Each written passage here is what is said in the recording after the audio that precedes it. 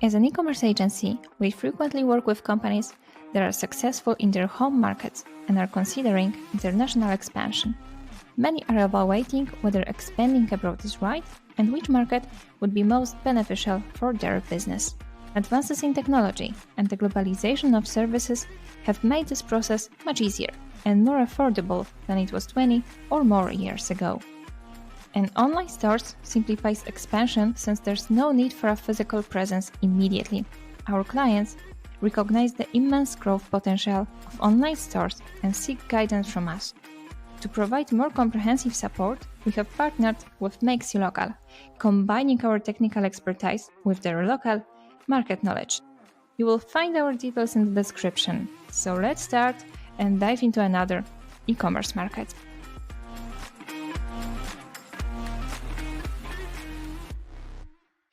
Hello everyone, it's Radek from Media4U and welcome in another episode of our Cross-Border Insights podcast. Today we will be talking about Czech and Slovak market, and we have Martin Schulz with us. Hello Martin. Hello. So Czech and Slovakia, I've done a little bit of research on those countries. Let's say even I'm observing it with our customers that Czech is a kind of natural direction for the Polish e-commerce markets. And I've read a little bit and I've learned that Czech and Slovaks are digging very deep into the shops and they need to trust them. They need to verify, they compare the shops. How would you say about that? Is it true or not? It's true. And I think it's natural when it comes to the number of shops which are operating in those countries, especially Czech Republic, because customers are used to have a lot of options to select from. So yes, they are price sensitive and every other aspect. Yeah, I've spoken with your colleagues also from other countries, and I'm asking because not each it's not natural. From time to time, I hear that the price is the biggest has the biggest influence on the buying process. Yeah, so people are looking for the lowest price, and this makes the decision for them that if the price is low, I buy. I don't care if the shop is trusted or not trusted. That's why I was asking. And the reports are showing that people from Czech and from Slovakia are paying attention to that. Yeah. So the shops, for example, from Poland planning to enter the market need to focus a little bit on building this trust. Yeah. And showing that they are worth buying in, not just compete with price or something like that. Yeah. That is correct as well. Right. The price is important, but maybe in some general level, when you compare, for example, Czech and Polish customer, they can be similarly price sensitive, or maybe Czechs are even less. It depends on the segment of the customers or the product. But it can't be said that only the price is the factor they decide about. If it doesn't look good or it's not natural to them or something feels not right, then the lowest price possible will not cause the success for the merchant. So yeah, it's good to have all factors of not only advertising but as well how you display the product, the localization, the currency payment, everything on place, so the customer feels secure. And then the other thing is to don't let the customer go during the process by making some issues or possible complications when they try to finalize the purchase. Yeah, it's very, very important for the companies planning entering this market. And another similarity which I found in these reports or in the materials I received is that Czechs are and Slovaks also are very not to sound bad, are impatient.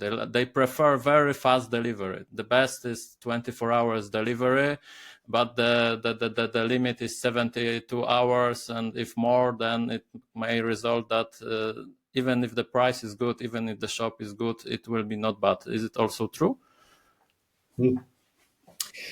Yeah. First of all, maybe when I'm talking about both markets, Czech and Slovakia, they are pretty similar. So in general, we can see them, they are quite the same. But if there will be something they are not similar in, I will mark that and say in Slovakia they are doing it like that, and in Czech it's this. When we talk about this delivery times, customers on both markets prefer to have as fast delivery as possible. Even more in Czech Republic, because there are a lot of people buying on Zalando or on local marketplaces like Alza or Mall, and all of them can secure pretty fast delivery to the parcel boxes, for example, or even to the address. So if they compare that with the new coming shop on the market, then sure, they expect fast delivery. But again, it doesn't apply for all of the segments.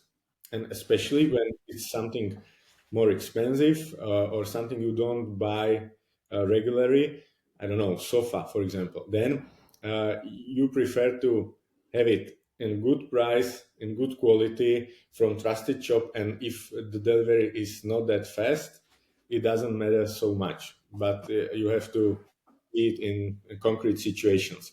And when we mentioned expected delivery time in Slovakia, they as well expect fast delivery, but unfortunately the whole network of parcel boxes is not that much widespread yet. So maybe it's a little less issue on Slovak market when you are not able to secure that fast delivery. But still, when I'm comparing these both.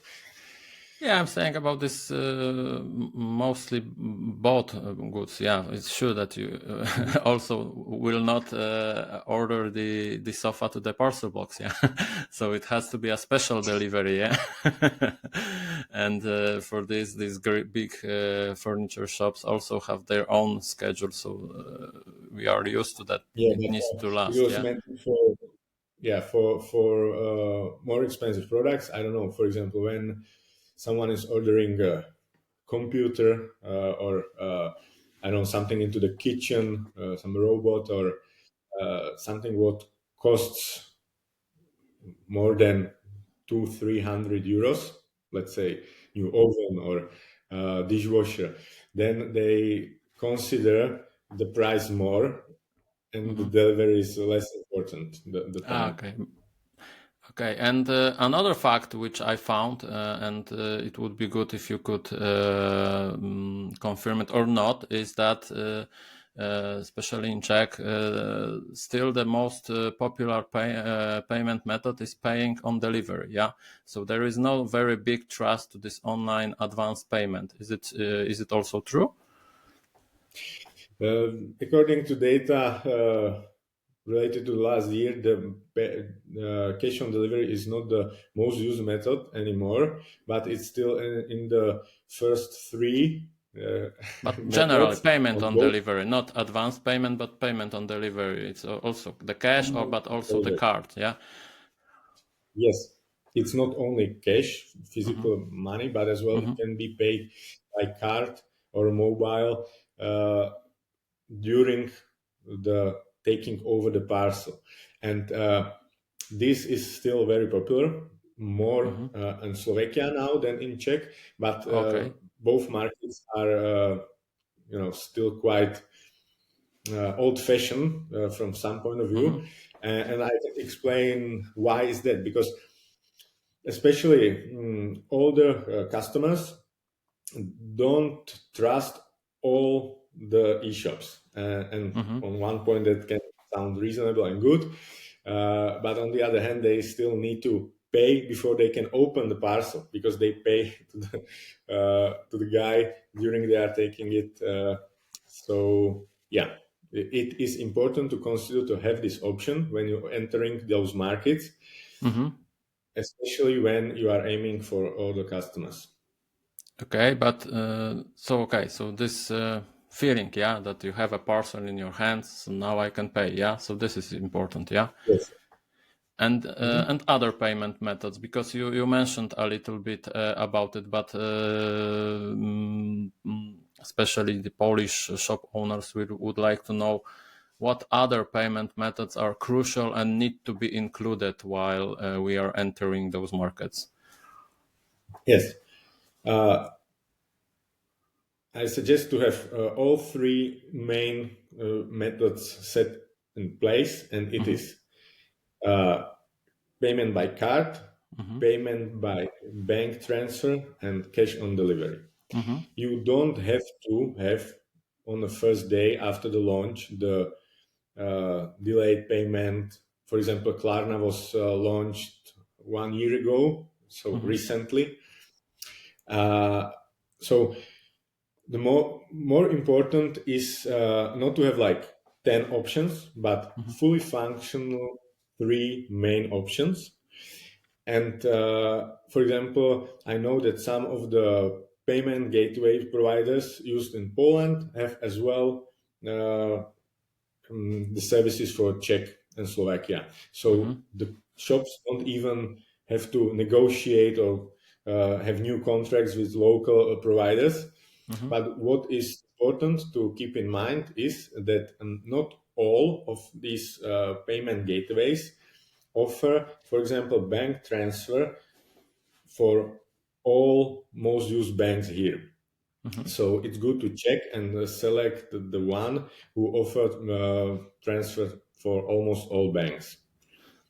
And maybe when we talk about the payments, I'd like to mention that it is very good to have Czech bank account or Slovak bank account in euros, Czech bank account in Czech currency, Czech crowns. Because when people are transferring money, sometimes some people don't like to use IBAN format, or they are not used for international transfers. And as well, there can be some fees for it on both sides. So it's good to keep it as simple as possible. This is something what customers appreciate a lot. And then when there is a refund, for example, it's return or complaint, if it is not in Czech currency and it's not Czech account, then the transfer back to the client can be slightly different amount because the exchange ratio may vary in time, and then it's not good in accounting as well for the e-shops, and it's not good for customers if they received few crowns less, maybe even it's not a significant value, but it doesn't look good. So Czech bank account is something what I strongly recommend.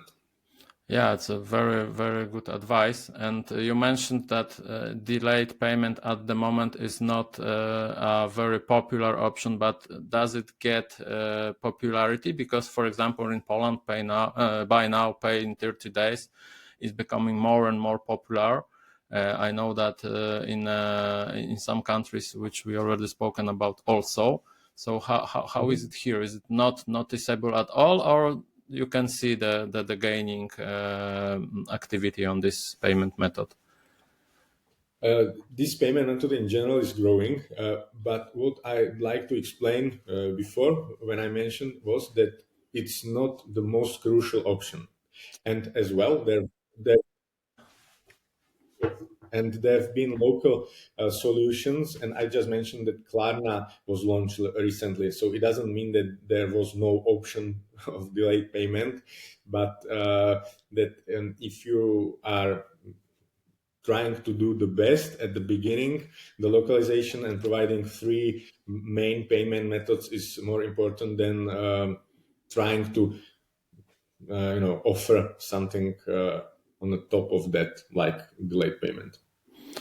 Okay, and you mentioned Klarna. You mentioned also that some Polish payment providers have Czech or Slovak payment banks and methods. And are there any local payment gateways or companies worth mentioning when for the companies from Poland entering those markets? I think three most used, what came to my mind just now, are GoPay, Comgate, or GP WebPay. I believe at least one of them is as well in Poland or Polish. But you have a lot of them. And again, it depends what is your priority, because I saw recently that there is some new payment gateway which offers very good conditions for the merchants, only 1.5% of margin and nothing else, and no fixed fees and stuff like that. So there is a lot of them, and you definitely have a selection you can choose from. Okay, so it's good to know, and it's worth doing some kind of research, and verifying which of those payment providers have all the banks or all the most important banks in the region. Yeah. And you also mentioned about the return procedure, yeah. So in the form of returning cash, but is there something worth knowing for the companies deciding to go for the Czech or for the Slovak market in a field of returns, and especially, I don't know, procedures, any customer requirements or habits? How would you describe it? Maybe I will mention three things. One is the price, if it is free or not. Second is the process and the legal requirements. So people are often used to have the return for free and quite fast. So they just put it on the shop on the corner, which has the agreement with some delivery company, and then in 2, 3, 4 days there is confirmation that it was received, and money will be refunded in 2 weeks. But usually, again, it's the next 3 days. So whole the return process can take up to 1 week from the sending the parcel. But what is important is that if you decide to not to have it for free, then you can communicate it or not. And if you don't say it and is only in terms and conditions, then customers are a little surprised, and maybe they will not buy again. So it's the sales decision if you will communicate it clearly up, in advance or not. And then sorry. Both. I wanted to say that both has their own advantages and disadvantages. Yeah, because people, when they got to know later on, maybe not very happy, and then make a bad reputation about our shop. Yeah. Yes, but if they don't know it, and you as a shop see that the return percentage is very little, then maybe not communicating it will cause that more people will buy, but only few of them will need to return and will be face the problem, that they have to pay. Yes. It need to be considered. So I'm just saying that this can, and for example, then they call to the customer service, or they ask, hey, how should I, or how will, and they are asking about it, and it's additional cost when you need to talk to these people. But again, if you calculate correctly, it can worth it or not. It's the decision of the shop. About the legal requirements, basically all the legislation is following the European legislation, and I expect that it's similar in all countries around, but a person who wants to return the parcel just need to take a piece of paper and sign the name and some identification like order number, and that it's returned, put it in the package and send it. And from legal point of view, this is enough. But maybe it's not the most convenient or the best process for handling these returns on the side of the seller. So it's usual to have section on the shop when you have clearly stated the steps, and you can have the return formula there, which can be downloaded or edited and submitted online. So you basically then don't need to prepare the papers. Yes. Or basically you can process the return and then just wait for the parcel, and you are not leaving it all for the customer to handle it, and then someone in your warehouse to investigate what is it, from whom, if it is not okay or late or whatever. Yeah, so this is from the perspective of both sides. Yeah. So if you have clear information, a return formula, and the process on your end, on the eShop end, is good, then customers don't have any other additional requirements local-wise. Okay, so you described us what are the preferences about the return policy, and maybe you would say about to us, are there any other specific or not specific requirements or aspects about the customer service which are important while we are entering to those markets? Any expectations from the customers? How would you say? Mm-hmm.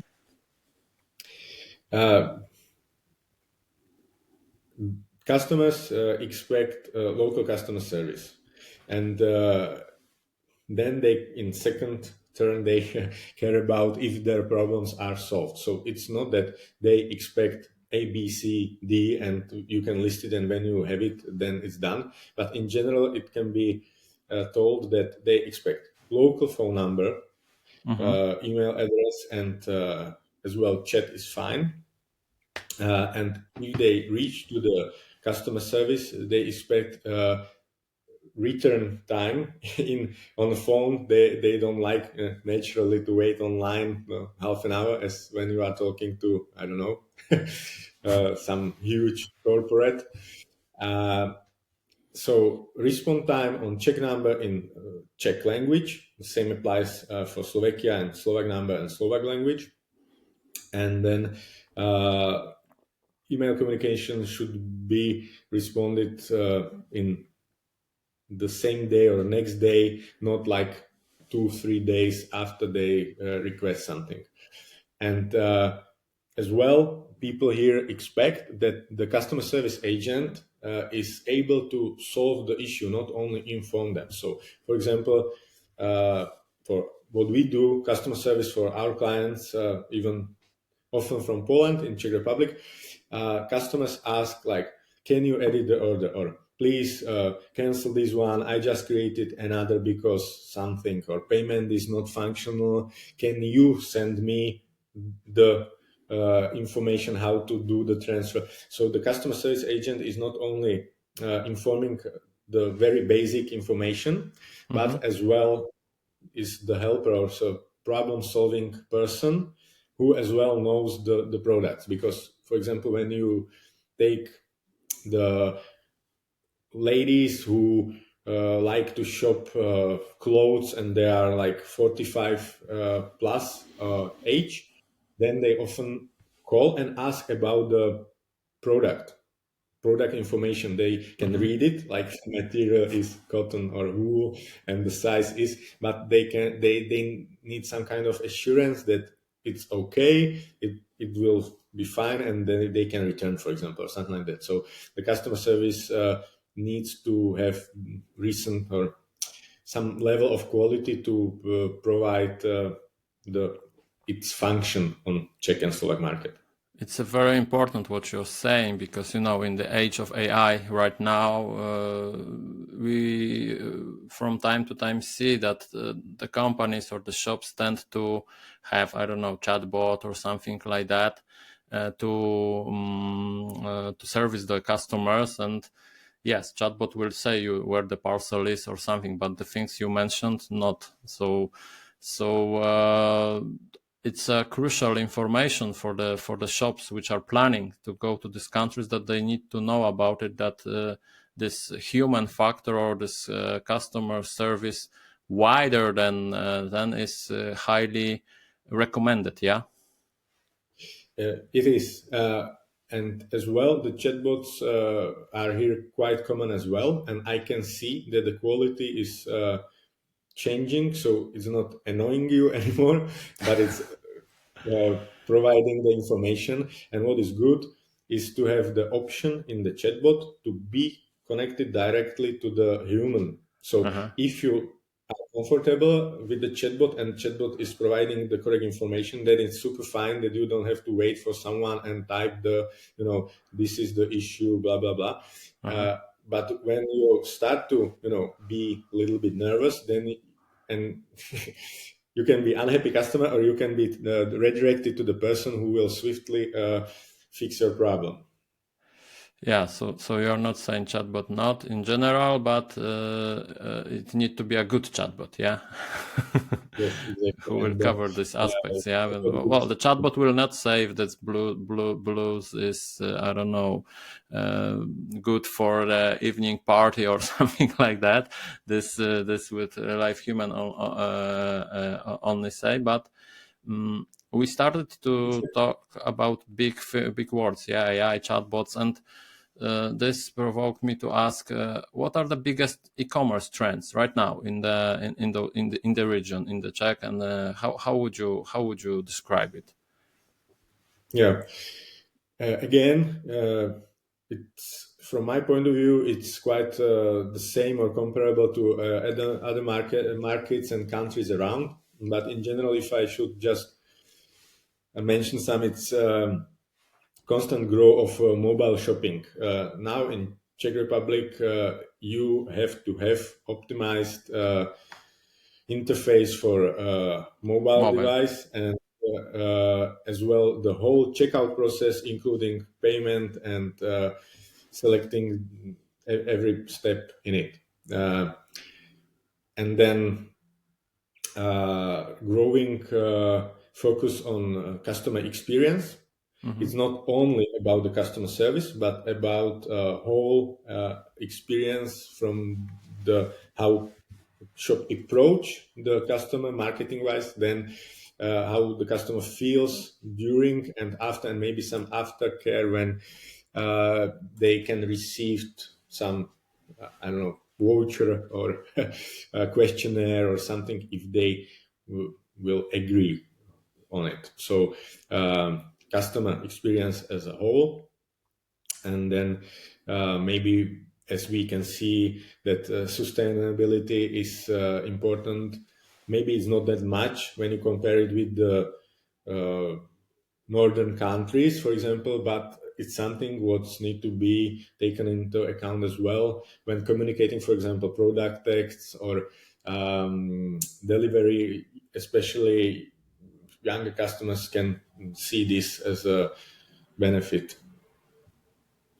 Okay, so in the field of trends, we have mobility, we have customer experience, which is good, and which is in general seen also in other regions. Yeah, this mobile first approach, I would say, it's right now crucial one, because a lot of people are resigning even from the stationary PCs or even laptops, and they are using mostly their devices. Everyone has a computer in the pocket, yes. Yeah, right now. So. For example, me personally, I have few apps in the mobile device from my favorite shops, and sometimes it happens that I select something on a computer, and then when I have it in the basket, I find out that, okay, so now I need to log in, type the card and things like that. So then I just open a mobile, put the same product in the basket, and then the checkout process is really swift. So if the company is able to provide something like that, and it's not maybe the main thing when you are entering the market, but together with loyalty programs and marketing activities, you can consider having not app, but at least the interface fully able to be operated on the mobile devices. Yeah, especially that, I represented the technical company, so we know that, for example, right now it's not necessary to have this separated app, mobile app, as it was some time ago. Yeah, okay, you can have it, and it can have some additional features or something like that. But there are also technologies when you can put your shop into the mobile view and it looks like app, but it's not an app. Yeah, so this PWA or another possibilities. So there are few ways to solve it and to make the customer feel that the shop is made specially for the mobile app, and the experience is really good. Yeah, it's not like it's still, you can find the shops, and I'm viewing a lot of shops because we are building them for our customers. So we need to be up to date. So we review a lot of shops, and there are still few examples which are not optimized. And right now, when you encounter the not optimized shop, is an issue. Yeah, it's not like that. Well-optimized shops are exception. The not optimized shops are exceptions, I would say. Yeah, Yes. and this is very important in this region. So it's not. Sorry, when you touch this optimization and we combine it with the localization, it means, for example, when you have some pop-up notifications, or you are setting the discounts for special occasions like 2 days only, and then this should be localized for local currency as well. Or when you have transactions emails and you are communicating something and maybe you translate it, but it looks different when the currency is Czech in euros. You have to round it, and it definitely needs to look different. So paying attention to these details can cause that the customer feels like, yeah, it's natural, and it doesn't stop in their mind that, oh, it's not localized, because as you mentioned, it's almost the exception that the shops are not fully fine-tuned. Yeah, and this is not very good. And we've talked about the trends, but if I would ask you, just name 3 main characteristics of the Czech and Slovak market, what would it be? And it would be the same, or would it be different for Czech and for Slovakia? The Czech market is twice that big as Slovakian. For example, when from Polish perspective, Czechia is 4 times smaller population. It's 10 million or 11, and Czech Republic is 10 million. Slovakia is 5 something. So it's half that size market. So if you you need to consider this as a main factor, that they are not the same. And then the logistics and overall customer expectations in Czech are maybe a little bit higher. And as well, in Czech Republic, the typical customer is from 25 to 45 years online active person. In Slovakia, it's a little younger person. So if you are considering this because you are aiming for a specific customer group, they can take it into account as well. You already answered my next questions when I wanted to ask you, but maybe we will tell more about it. About the typical customer, yeah. How would you describe it, yeah, in Czech and in Slovakia? You mentioned that Czech is twice bigger, yeah, than Slovakia, but in other aspects, the age of buying person, the occupation, and so on. How does it look, a typical customer on this on one, and on the other side, taking under consideration e-commerce, of course, yeah. So as I said, the Czech customer age is more widespread, more wide, and then on both markets, maybe more in Czech, the people are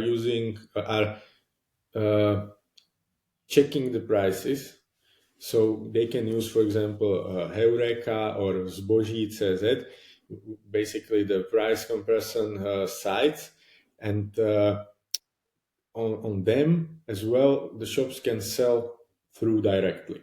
And this can be as well taken into account when you are planning to launch in Czech, if you want to be on this marketplace or other marketplaces, for example, the Alza or the Mo, because the behavior, what's your question now, or what's the profile, is that person often is looking if the way is not that it's led from the campaign to the page and to the product, and then the product is purchased. If there is something like person is looking for it actively, then they often can go to, for example, Alza and try to find if it is there and what's the price. And if it's good, they can pay. But if it is not there or it's expensive, they can select another searching engine, or Google it, or and then they can see the prices. So to be there on the price comparison sites is as well one thing to decide about. So people are checking, yeah, and is there any significant change recently? I mean, in the last, I don't know, few years of age of people buying in the internet, or when entering right now, should we focus on these younger people, as you mentioned, or the older people are gaining? How do you see it? The factor most affecting this was Corona, I guess, the pandemic, and that caused not only growth of the e-commerce as a whole, but as well that people who was keeping to shop physically was forced to change it to online environment. So that's why is the age and the structure of customers changed. Maybe it's now again different, but I believe that a lot of them remain active online, and they are buying now online still. They didn't switch back to the physical shopping. What was the question again, please? Yeah. Is the customer profile changing recently? Do you observe the change, significant change? Yeah, because we know that younger people are the most buying people in the internet. It's about targeting, yeah, for the potential shops which are entering the market. Shall they target mostly those younger people, or also? And you answered this partially, because this is the same as in Poland. Yeah, during the Corona, people who it's like uncles, grandparents, which were never using the internet for shopping, they started, and this stayed with them. Yeah, they convinced themselves that this is okay. This is why I was asking if it's the same here, that in the last 2-3 years we observed that the more age advanced people are interested in e-commerce. Yes. Yeah. Yes, that's the trend, correct. But I would not say that aim for this customer group or something like that. It depends on the product, on the plan, and everything. So I will not answer your questions super completely.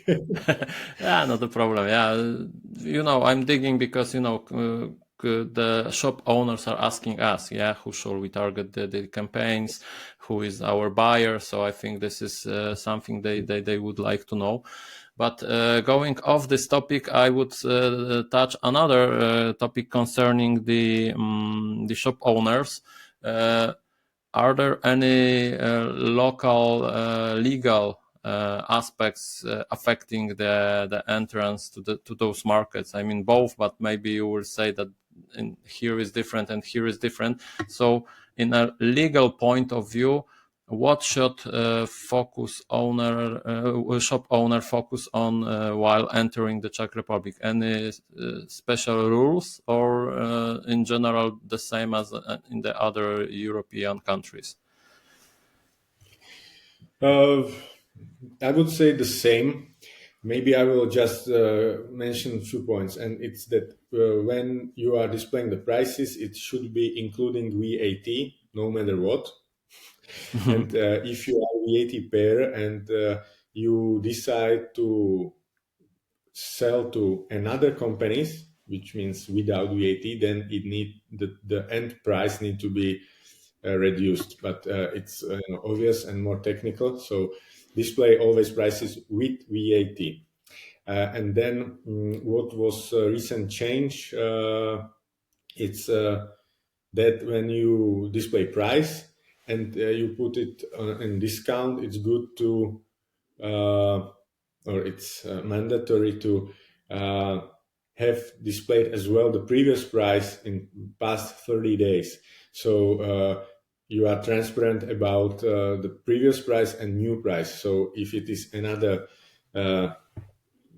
growth of the price, then it's able to be seen that it was more discounted before. And but this is this omnibus rule or another special for this for your country?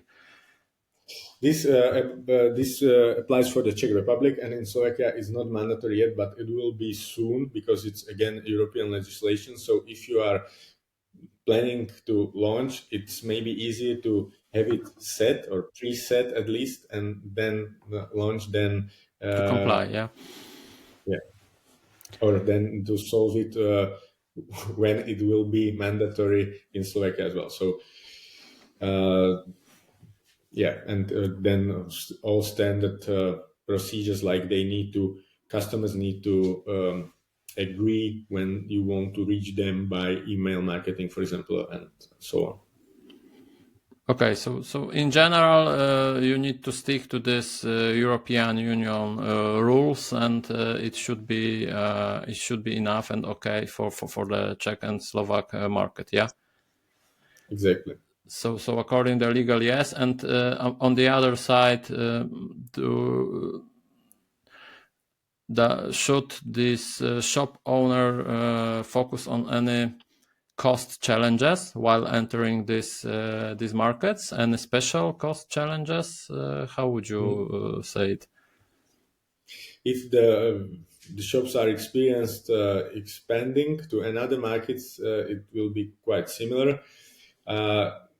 Both markets are not the easiest, so you need to know what are you doing before you enter, and you need to have some amount for the full localization and launch. But there are no specific extra costs which you can't expect on other markets.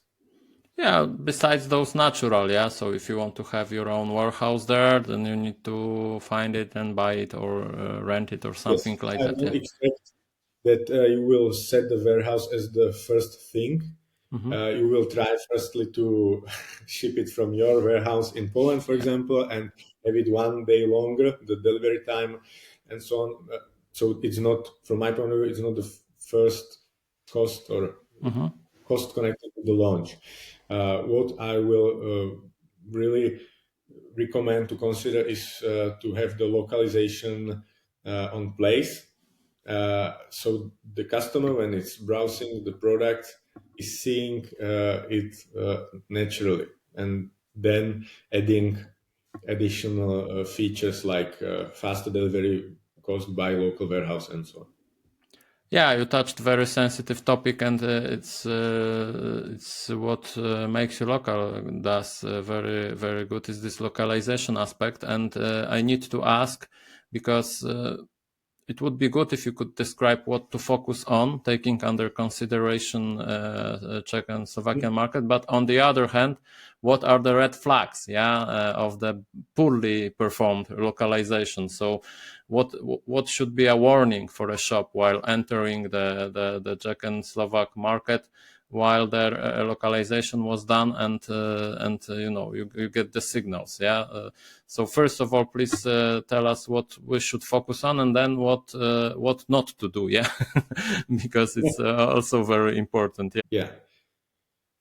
You need to look to your shop through the local eyes, basically. So think as a Czech or Slovak person, and then adjust or adapt the interface according to the need of this person. So text,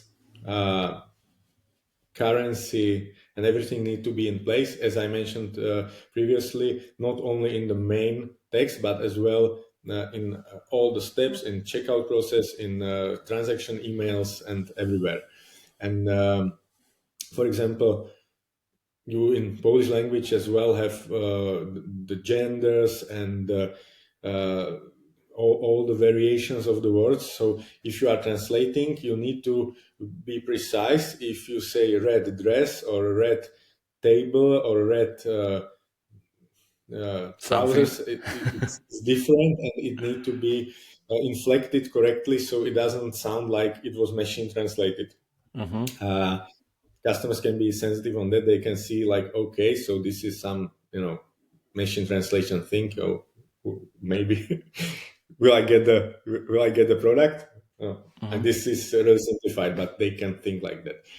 And what's the red flags? Maybe performance which is not as expected. So you can then ask yourself, what can cause this performance or not enough completed purchases or whatever is the metrics you follow. So maybe when you have already a shop in place and you are struggling on some part of it, maybe it's good to let it check by the local person. Just do the kind of site check and do the test order and see all the emails, the flow which is there, and just verify that everything is correct. Or if there is maybe one thing which is causing the issue, it can be fixed quite easily, but you need to find it first. Yeah, so mostly the analytics, the verifying the results, yeah. And I think the patience, yeah, because we're also facing the customers which are struggling to have the best results in the beginning, and from time to time it need to make some longer period for people to get to know your shop, to start trusting it, because we've talked about it, yeah, that Czechs and Slovaks are pretty aware here.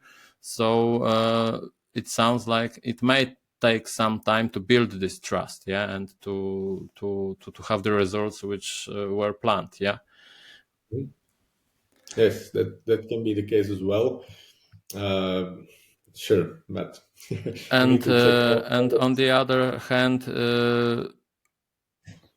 do Czechs and Slovaks pay attention to the customer reviews? Is it very popular, or shall the shop owners consider this option? Because I've spoken with your colleague from United Kingdom, and she said that it's crucial for the British customers. Yeah, so if you don't have customer reviews, then you shouldn't launch, I would say, drastically. Yeah, and is it so as important also here in this region, or not?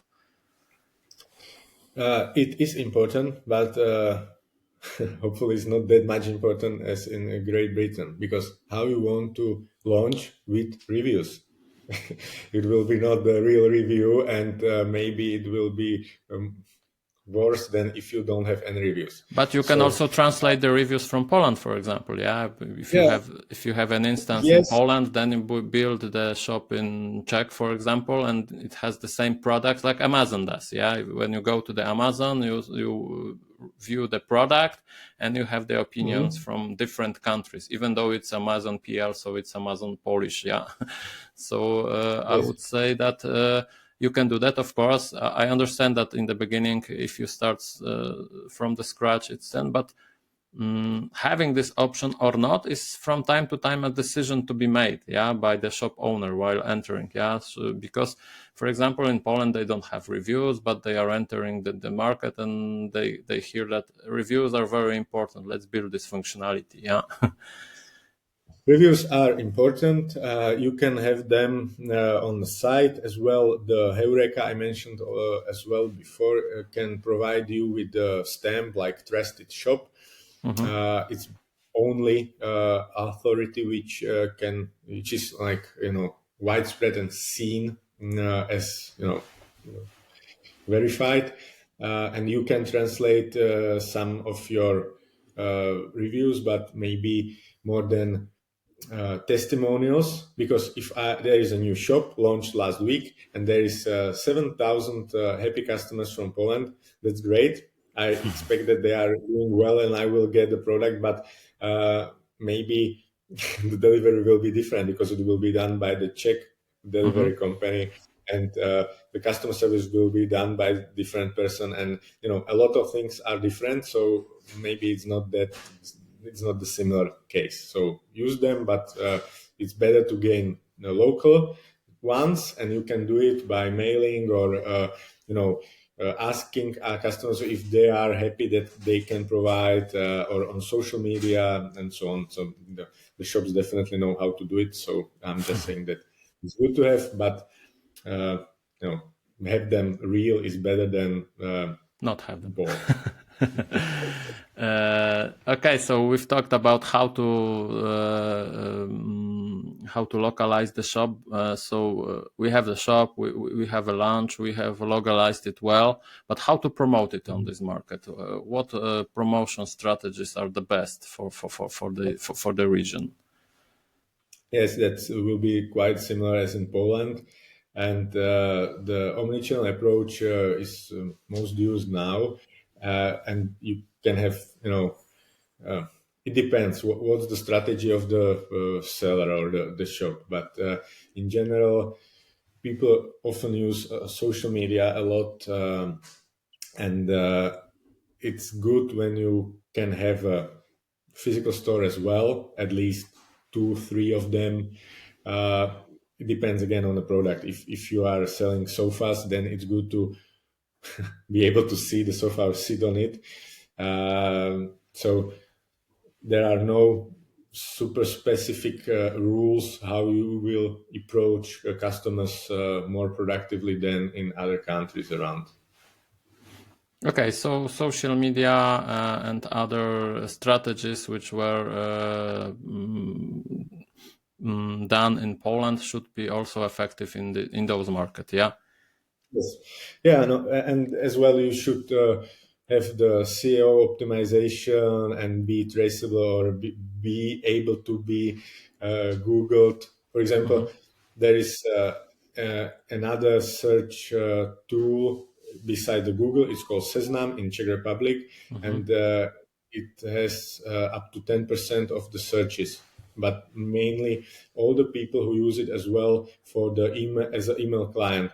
So should this be used as well or not, or Google is enough? And questions like that need to be answered before your entire marketing strategy is launched. So it's in terms of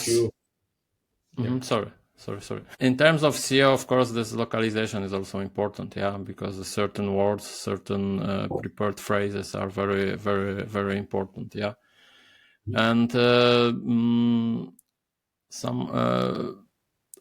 one interesting, I think, fact or the aspect. Are there any seasons in the Czech or Slovakia region that should be taken care of specially? I mean, does Czechs and Slovaks celebrate the same as other Europeans? I mean, the most popular events like Black Friday, Valentine's Day, these are commercial days where the shops are selling more.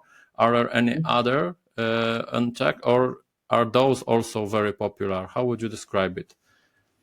The seasons you need to take into account all of regular, like Christmas period or Black Friday or after the New Year's Eve. Usually in Czech and Slovakia there is a sale of the products. Then Valentine's Day, Eastern, summer sale period. and back to school is recently being recognized or seen. It was not 10 years ago, but now I can see it everywhere. And maybe what is not common in Poland or around is one thing which came to my mind now, and it's called Marian Days. It's few day in September, in the middle of September, period where one printed media, the magazine, cooperates with a lot of brands, mainly fashion design and stuff like that. And people who read this magazine or have it in app, they can have discounts for these cooperating brands. And it's in Slovakia as well. So it's a printed, yeah? So it's a printed magazine which has some kind of coupons, or what does it have? Yes, it's printed magazine with the coupons. So you have the discounts only when you buy the magazine, which costs like €4 or something like that. Or you can have the magazine in your mobile device, so it doesn't have to be printed, but you paid for it. So you pay for the magazine and you get the discounts which are accumulated, yeah, from different shops in one place, yeah? Yes, and it's can be 100 of shops, not few. So it's a very good to know, yeah, for the potential shops which are potentially going there, yeah. Yes, if the product fits the magazine. yes. And it's somehow branded, some special brand. I don't know. It's I don't know, fashion magazine, or is it retail magazine? How is or is it wider? No, it's a fashion magazine for ladies mainly. Okay. It's a standard local media kind of thing. Okay, so it's worth to notice. Okay, so last question. We've talked about a little bit of influence of coronavirus on the region, so it's more or less the same as it was in the whole Europe. But do you see also the influence on other global events, like, for example, the war on Ukraine or the Middle East war? Is it noticeable on the Czech and Slovakian market, or is it totally transparent and it doesn't affect at all? No, it affected, but not directly. My point of view, the effect is through another changes, and it was the inflation. And in Czech, there have been really high inflation during past years, and it affect the change of prices, and what caused the less purchasing power of the people. So the growing interest in less expensive alternative of the products is logical step, and maybe a lot of people who are running like refugees staying in the country created the new customer group, because it's a lot of them, and e-shops can aim on them as well, or can adjust the communication at least. So it's mainly the change of priorities when purchasing, and as well this spreading of the customer groups. Yeah, it's the same as in Poland, but still, for me, for example, it's not very clear if the inflation was provoked by coincidence of those two events. I mean, the corona and the war, or each one has its own influence, but it's noticeable, I believe, in the whole Europe. Yeah, Poland is in the direct connection with the Ukraine, so we are more directly affected. But I see that the economic and the business influence is more or less the same. Yeah. Mm-hmm. Yes, unfortunately it is, but it's another challenge. Let's hope it will solve quickly, yeah, and everything will get back to normal, yeah. Okay, Martin, thanks a lot for coming today. Thanks for a lot for being here. A lot of useful knowledge for the potential shops which are planning to go into this direction. Of course, for the listeners, the message is, if you need some help or advice, MakesYouLocal is here, and Media4U also can support it technically. So we are cooperating together, and we can make it easier for you to to enter those markets. It was really nice speaking with you, Martin. And see you with another initiatives. Yeah. Thank you. Have a nice day. Bye.